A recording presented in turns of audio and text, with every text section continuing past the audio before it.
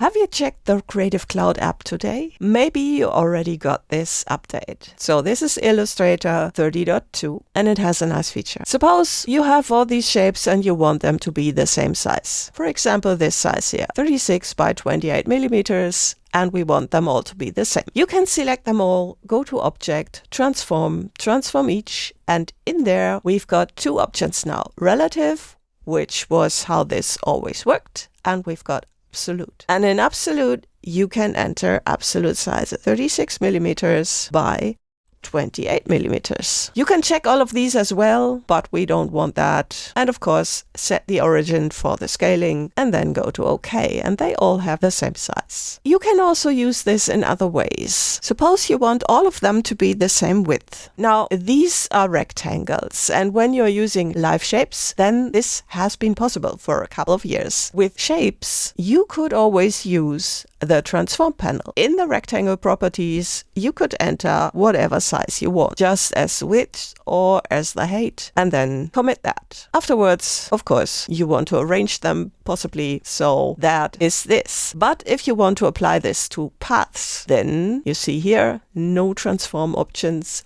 But again, you can go to Object, Transform, Transform Each, and enter just the width or the height. 10 millimeters, absolute, and then go to OK. And they all have the same width now. That's an awesome option. It was pretty difficult to do that recently, but now you can do it. Just check out if you already have that update.